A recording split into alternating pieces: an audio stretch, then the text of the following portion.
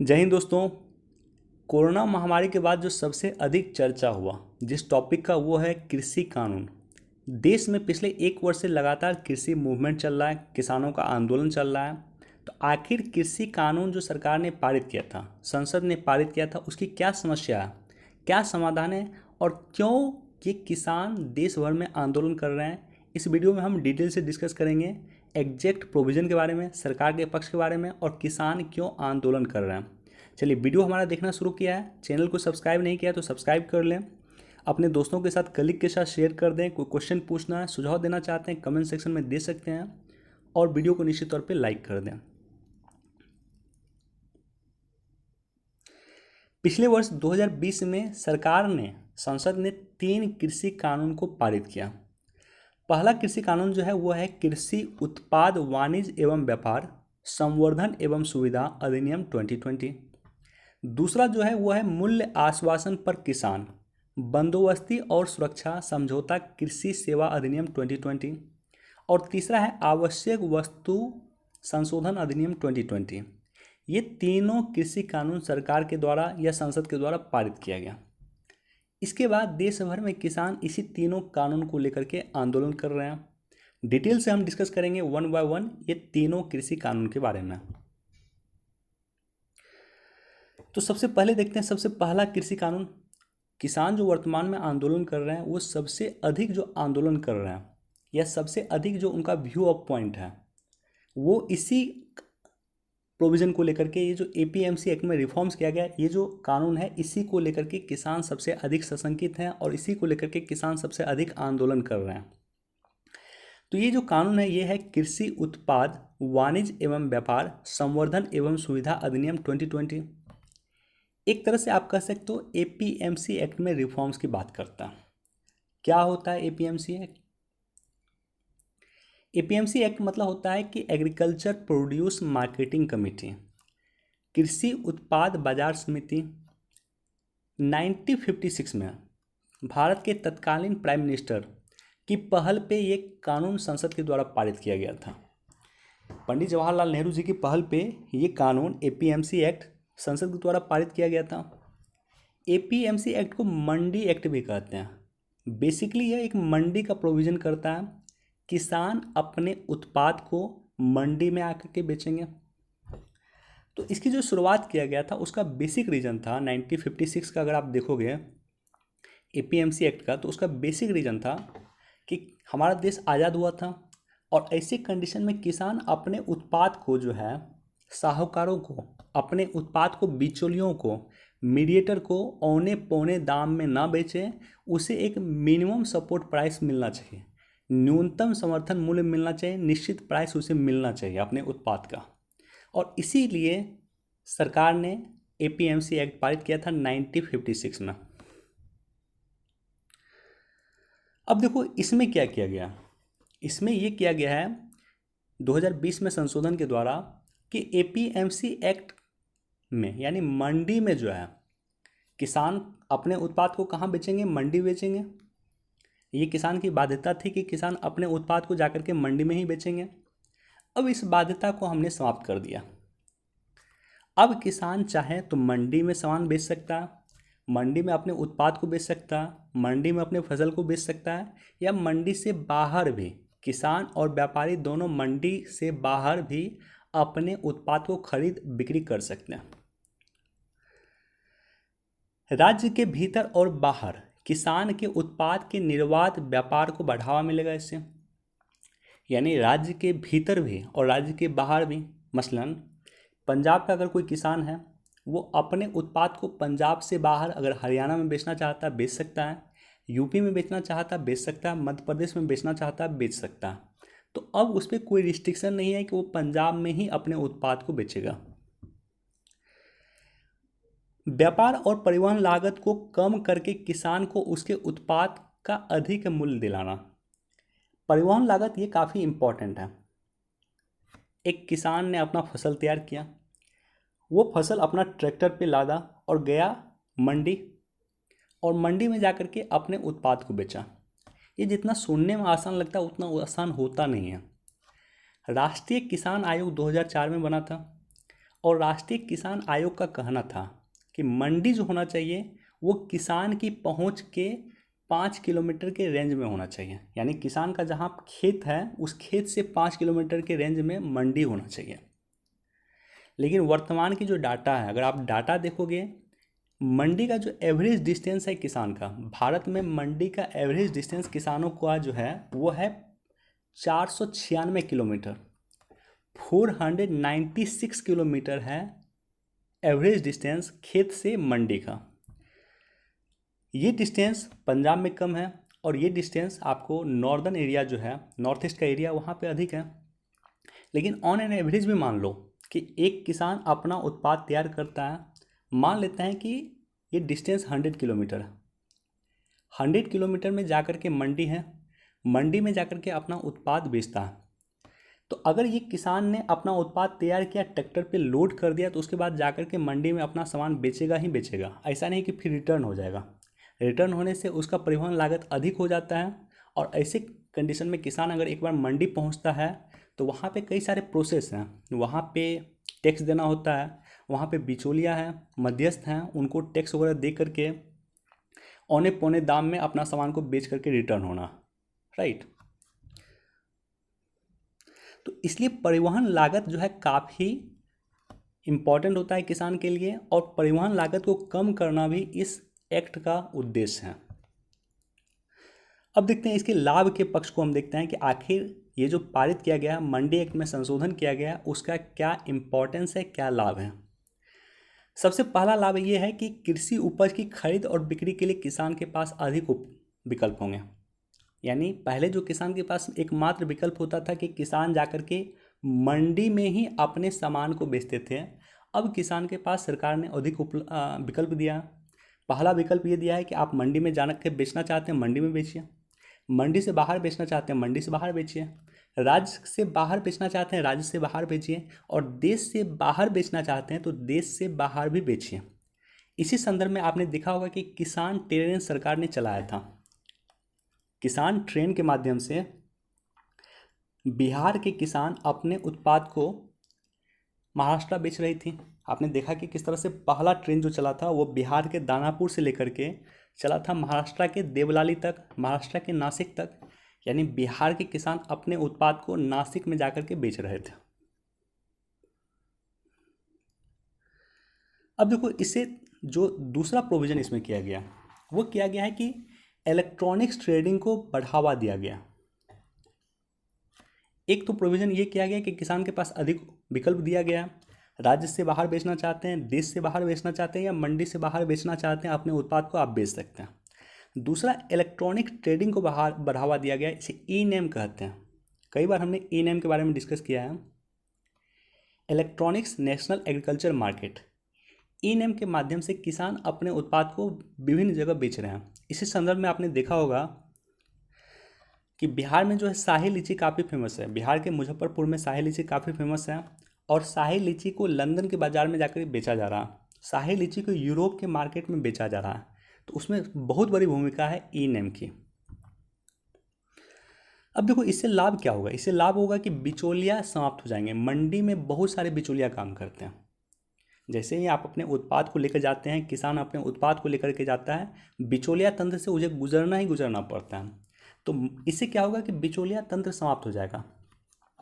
अगर बिचौलिया समाप्त हो जाता है, मीडिएटर समाप्त हो जाता है, तो मीडिएटर को जो पैसा जाता था वो पैसा एक तरह से किसानों को मिलेगा, तो इससे किसान को लाभ होगा। इससे क्या होगा कि ग्राहकों को भी लाभ होगा। मीडिएटर को अगर मान लें मीडिएटर सिस्टम समाप्त हो जाता है, मध्यस्थ समाप्त हो जाते हैं, बिचौलिया समाप्त हो जाते हैं, तो ग्राहकों को भी सामान क्या होगा, सस्ता मिलेगा। ग्राहकों को सामान सस्ता मिलेगा तो क्या होगा, महंगाई कंट्रोल होगा और किसानों को भी लाभ होगा। अब देखो, इसके अलावा क्या होगा। अगर मंडी से बाहर किसान अपने सामान को बेचते हैं तो ऐसे कंडीशन में कोल्ड स्टोरेज अधिक से अधिक खुलेंगे। वेयर हाउस जहाँ पे किसान अपने उत्पाद रख सके वो अधिक से अधिक खुलेगा। फार्म गेट अधिक से अधिक खुलेगा। एक तरह से कृषि इंफ्रास्ट्रक्चर पे अच्छा खर्च होगा और प्राइवेट कंपनी की भूमिका यहाँ पे बढ़ जाएगी, राइट। अब देखते हैं इसका विरोध क्यों हो रहा। आखिर एपीएमसी एक्ट इतना अच्छा है तो इसका विरोध क्यों हो रहा है? किसान सबसे अधिक एपीएमसी एक्ट में रिफॉर्म्स का विरोध कर रहे हैं। तो पहला विरोध का रीजन है एमएसपी, मिनिमम सपोर्ट प्राइस। किसान को ये भय है, किसान को ये डर है कि सरकार एमएसपी को समाप्त कर रही है। हालांकि मैं आपको फिर से रिपीट कर रहा हूँ कि सरकार ने कहीं भी डिस्कस नहीं किया है या कहीं भी इस बिल में चर्चा नहीं है, इस अधिनियम में कहीं भी चर्चा नहीं है एमएसपी को लेकर के। लेकिन फिर भी किसानों को लग रहा है कि सरकार एमएसपी समाप्त कर सकती है, मिनिमम सपोर्ट प्राइस समाप्त कर सकती है। किसान यदि पंजीकृत कृषि उत्पाद बाजार समिति के बाहर अपने उत्पाद को बेचने लगे तो मंडी शुल्क नहीं लगेगा।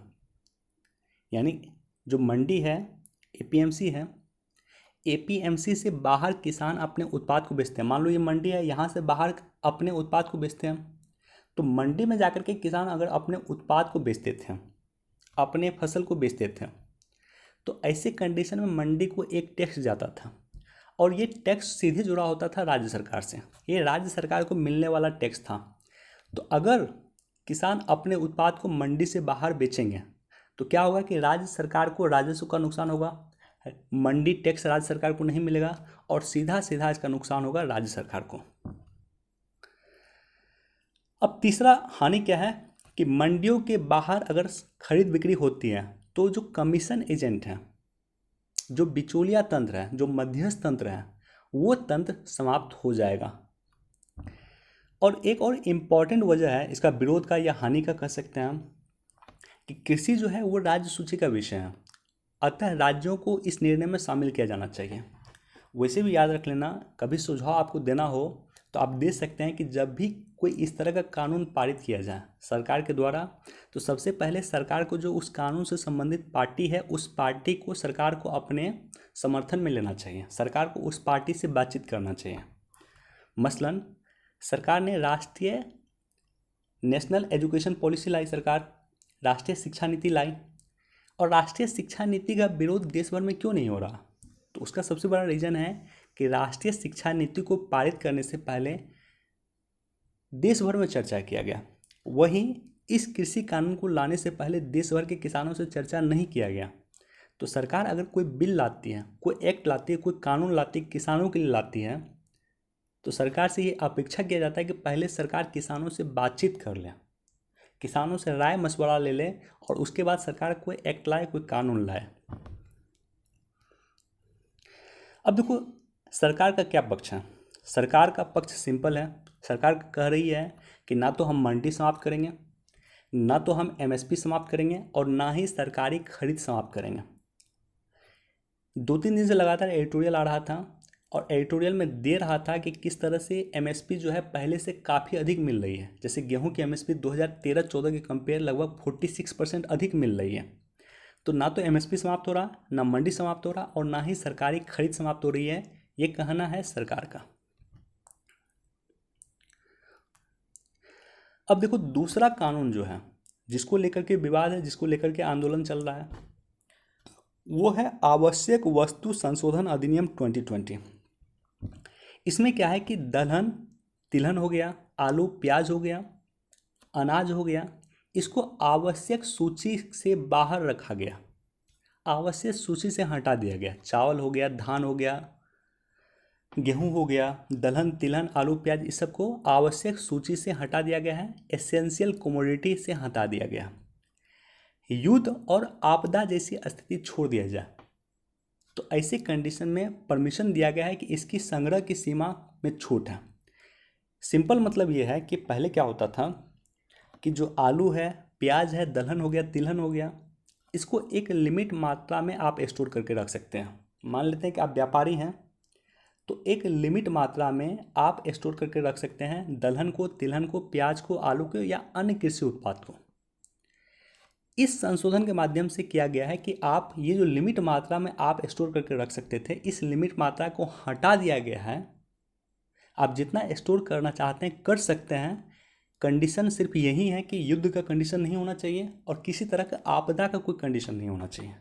युद्ध के कंडीशन और आपदा के कंडीशन में आप इसको स्टोर करके नहीं रख सकते हैं, बाकी किसी भी कंडीशन में आप जितना चाहते हैं स्टोर करना, स्टोर करके रख सकते हैं। अब देखो इसमें लाभ क्या होगा। सबसे इम्पॉर्टेंट इसका लाभ होगा कि इसमें कृषि में निवेश को बढ़ावा मिलेगा। हमें आज आवश्यकता है, वर्तमान में देश की 56%, लगभग 55-56% आबादी जो है कृषि कार्य में संलग्न है, लेकिन कृषि की फिर भी जीडीपी में काफ़ी कम योगदान है। इस बार योगदान बढ़ा है, लगभग 20% के आसपास इस बार योगदान हुआ है, लेकिन फिर भी काफ़ी कम योगदान है जितनी हमारी जनसंख्या कृषि में कार्य कर रही है। तो इसका सबसे बड़ा रीज़न है कि हमें कृषि में निवेश को बढ़ावा देना होगा। और अगर एसेंशियल कमोडिटी एक्ट में, यानी स्टोरेज में, भंडारण करने में आप छूट देते हैं कंपनी को, तो इससे क्या होगा, इससे भंडारण क्षमता पे लोग निवेश करेंगे, यानी अधिक से अधिक कोल्ड स्टोरेज का निर्माण होगा।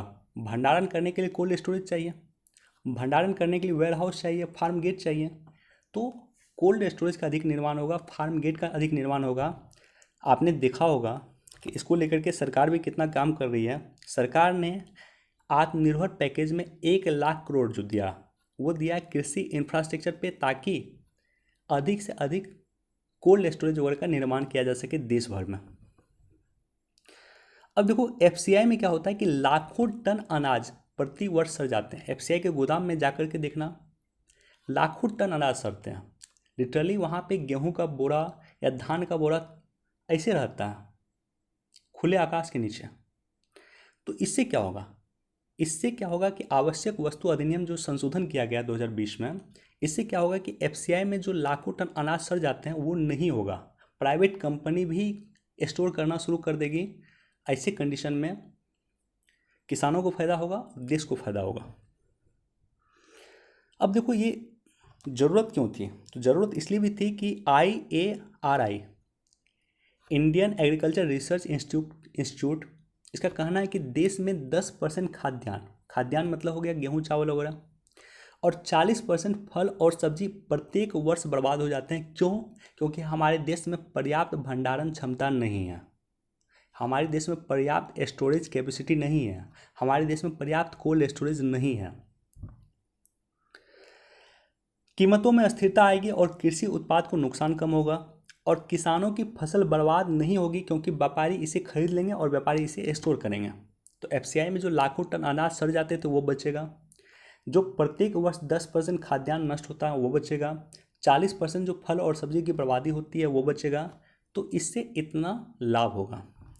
सवाल फिर यही उत्पन्न होता है कि आखिर इसका विरोध क्यों हो रहा है। अगर इतना लाभ हो रहा है तो विरोध क्यों हो रहा है।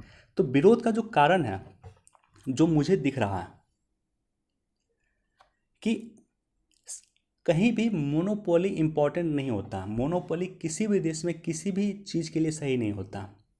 मान लेते हैं कि बहुत बड़ी कंपनी है, बहुत बड़ी कंपनी है, जाइंट कंपनी है, रिलायंस जैसी बड़ी कंपनी है, या कोई भी बड़ी कंपनी है, जाइंट कंपनी है, वो देश भर से अगर गेहूँ खरीद लेगी, या देश भर से मान लेते हैं प्याज खरीद लेगी। हमारे देश में कई ऐसी कंपनी है जिसके पास इतना पैसा है कि देश भर का प्याज खरीद सकती है। और क्या होगा उसके बाद कि प्याज पे अपना मोनोपोली कायम कर लेंगे कि इतना पैसा दोगे, इतना पैसा में ही हम प्रति किलो प्याज बेच सकते हैं। ऐसा हो सकता है एक कंपनी पूरे देश के सामान को परचेज करके मार्केट में मोनोपोली कायम कर सकती है, मार्केट पे नियंत्रण कर सकती है, मार्केट पे कंट्रोल कर सकती है, और असामान्य स्थिति में कीमत काफ़ी बढ़ जाएगा। तो ये बेसिकली दो रीज़न है जिसको लेकर के देश भर में आंदोलन चल रहे हैं। हालांकि रिलायंस जैसी कंपनी, अडानी जैसी कंपनी ने अपनी तरफ से स्पष्ट तौर पे स्पष्टीकरण दिया था, और उन्होंने कहा था कि उसका लक्ष्य कहीं नहीं है, वो कृषि क्षेत्र में नहीं आना चाहती है, वो नहीं इस फील्ड में आना चाहती है। अब देखो तीसरा कानून जिसको लेकर के देश भर में विरोध चल रहा वो है मूल्य आश्वासन व कृषि सेवा अधिनियम 2020। सिंपल नाम है, याद रख लेना। ये क्या है, इसको बोलते हैं कॉन्ट्रैक्ट फार्मिंग। एक किसान है, फार्मर है, और एक कंपनी है। कंपनी मान लेते हैं लीज कंपनी है। लीज कंपनी जो लीज बनाती है वो बनता है आलू के चिप्स से। तो कंपनी को क्या चाहिए, आलू चाहिए। कंपनी ने किसान से कांटेक्ट किया और किसान को कहा कि एक काम कीजिए, आप फसल उत्पादन कीजिए, आलू का आप उत्पादन कीजिए, और जितना भी आप आलू का उत्पादन कीजिएगा हम सारा का सारा आलू आपसे खरीद लेंगे। कंपनी जो है किसान को अच्छे बीज देती हैं, अच्छा आलू का बीज देती हैं। किसान ने फसल उत्पादन किया और किसानों जो है कंपनी को बेच दिया। और उसके बाद किसान ने क्या किया कि पहले से फिक्स किया हुआ था प्राइस, वो प्राइस किसान ले लिया। तो इस तरह से फार्मर यानी किसान को भी फायदा है, कंपनी को भी फायदा है। तो देखते हैं इसमें क्या किया गया, इसमें प्रमुख संशोधन किया गया। तो यह किसान को बगैर किसी शोषण के भय के बड़ी कंपनी, प्रसंस्करणकर्ता, थोक विक्रेता, बड़े खुदरा कारोबारी या निर्यातक के साथ जोड़ता है। यानी बड़ी कंपनी, लेज जैसी बड़ी कंपनी, पेप्सिको जैसी बड़ी कंपनी के साथ किसानों को डायरेक्ट जोड़ने का काम करता है ये संशोधन। इससे क्या होगा कि बाजार की अनिश्चितता समाप्त हो जाएगी। किसानों के मन में ये भय समाप्त हो जाएगा कि हम फसल अगर उत्पादन करेंगे, हम मान लेते हैं कि आलू का अगर उत्पादन कर लेते हैं तो आलू के उत्पादन को खरीदेगा कौन, ये भय किसानों के मन से समाप्त हो जाएगा। इसके माध्यम से किसान प्रत्यक्ष रूप से विपणन से जुड़ सकेंगे। किसान डायरेक्टली क्या होगा, विपणन मतलब होता है मार्केटिंग, किसान मार्केटिंग से डायरेक्टली जुड़ सकेगा। मध्यस्थ तंत्र, बीच का जो इंटरमीडिएटर है वो समाप्त हो जाएगा। यानी किसान डायरेक्टली कंपनी से जुड़ पाएगा, बीच का जितना भी इंटरमीडिएटर है, साहूकार है, विक्रेता है, थोक विक्रेता है, सब समाप्त हो जाएगा। कृषि उपज को राष्ट्रीय और अंतर्राष्ट्रीय बाजार तक पहुंचाने हेतु आपूर्ति श्रृंखला के निर्माण के लिए या कृषि संरचना अवसंरचना के विकास के लिए निजी क्षेत्र में निवेश को बढ़ावा मिलेगा। निश्चित तौर पे अगर ऐसा होता है तो प्राइवेट कंपनी की भूमिका बढ़ जाएगी, इन्वेस्टमेंट बढ़ेगा, कृषि में इंफ्रास्ट्रक्चर बढ़ेगा, आपूर्ति श्रृंखला बढ़ेगी, निर्यात बढ़ेगा। और इसमें एक और प्रोविज़न किया गया है कि विवाद समाधान के लिए एसडीएम के पास 30 दिन का समय दिया गया है कि अगर कोई विवाद मान लेते हैं आता है, किसी पर्टिकुलर एरिया से आता है, उस एरिया का जो एसडीएम होगा उस विवाद का 30 दिन के भीतर समाधान करेगा। और साथ ही साथ इसमें यह भी प्रोविज़न किया गया है कि किसान जो भी सामान आप बेचेंगे कंपनी को, उसका भुगतान 3 दिन के भीतर करना होगा। राइट। अब देखो इसका लाभ क्या है। इसका लाभ बेसिकली 86% किसान जिसके पास 5 हेक्टेयर से कम जमीन है उस किसानों को मिलेगा। छोटे किसान अगर सामूहिक रूप से कृषि करेंगे, जैसे मान लो 50 किसान हैं, हर एक किसान के पास 2-2 एकड़ ज़मीन है, और सामूहिक रूप से अगर कृषि करेंगे तो टोटल 100 एकड़ ज़मीन हो गया या 100 हेक्टेयर ज़मीन हो गया। तो सामूहिक रूप से कृषि करेंगे तो इसका फायदा होगा।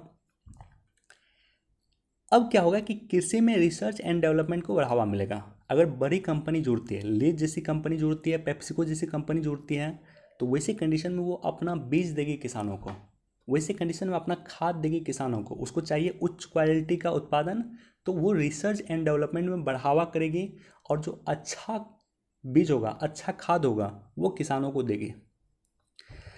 किसानों को नियमित भुगतान मिलेगा। खेत में ही परिवहन की सुविधा मिलेगी। यानी किसान को अब टेंशन नहीं है कि उसे जाना है मंडी, मंडी में जाकर के अपने सामान को बेचना, इसकी टेंशन किसानों को नहीं है। खेत में किसान ने तैयार किया आलू, खेत में किसान ने तैयार किया अपना फसल, और खेत में ही परिवहन जैसी सुविधा मिल जाएगी। कंपनी खेत में ही अपना ट्रक वगैरह भेज देगा। किसान का संशय समाप्त हो जाएगा। किसान को जो संशय है कि हम फसल तैयार करेंगे तो बेचेंगे कैसे, ये संशय किसान को समाप्त हो जाएगा, क्योंकि किसान पहले से ही अनुबंधित हैं कंपनी के साथ। जो भी फसल तैयार करेंगे वो कंपनी परचेज करेगा ही करेगा। और कृषि निर्यात नीति 2018 में आई थी, उसमें जो निहित लक्ष्य था उस लक्ष्यों की पूर्ति किया जा सकेगा। कृषि निर्यात नीति 2018 में आया था, उसमें जो लक्ष्य डिसाइड किया गया था कि 2022 तक $60 बिलियन का निर्यात किया जाएगा। कृषि उत्पाद के $60 बिलियन का निर्यात किया जाएगा। ये लक्ष्य डिसाइड किया गया था कृषि निर्यात नीति में। तो हमें कृषि निर्यात को बढ़ावा देना, इसलिए भी ये संशोधन आवश्यक है। तो सवाल फिर यही होता है कि आखिर हानि क्या है, आखिर देश भर में इतना आंदोलन क्यों चल रहा है। तो उसका सबसे फर्स्ट एंड फॉरमोस्ट रीज़न है कि मान लेते हैं ये फार्मर है, ये किसान, ये कंपनी है। फार्मर और कंपनी के बीच में अगर कोई कॉन्ट्रैक्ट होता है तो फार्मर जो है कमज़ोर होते हैं, फार्मर के पास नॉलेज कम होता है, फार्मर जो है पढ़े लिखे कम है, और ये कंपनी के पास अपना सीए होता है, अपना चार्टर अकाउंटेंट होता है। तो ये दोनों के बीच में जो समझौता होगा तो इसमें कंपनी का पक्ष ज़्यादा होगा, कंपनी का डोमिनेंसी ज़्यादा होगा, फार्मर का पक्ष कमज़ोर होगा, फार्मर की डोमिनेंसी कमज़ोर होगी। छोटे किसान से परहेज करेंगे। यह बात सही है कि इस कृषि अधिनियम में ये जो संशोधन किया गया है इसमें कोशिश किया गया है 86% जो छोटे किसान हैं उसको फ़ायदा देने का, लेकिन ये फ़ायदा तभी 86% किसानों को मिल सकती है जब वो सामूहिक कृषि करेंगे। लेकिन मान लेते हैं एक किसान के पास बहुत कम लैंड है, तो पर्टिकुलरली बड़ी कंपनी एक छोटे से किसान को कंसल्ट नहीं कर सकती है, तो छोटे किसान से बड़ी कंपनी परहेज करेंगे। विवाद की स्थिति में व्यापारी को लाभ होगा। कंपनी को विवाद अगर होगा, क्योंकि कंपनी के पास लीगल एडवाइज़र होती है, लीगल टीम होती है, चार्टर्ड अकाउंटेंट होते हैं, तो ऐसे कंडीशन में व्यापारी को लाभ होगा।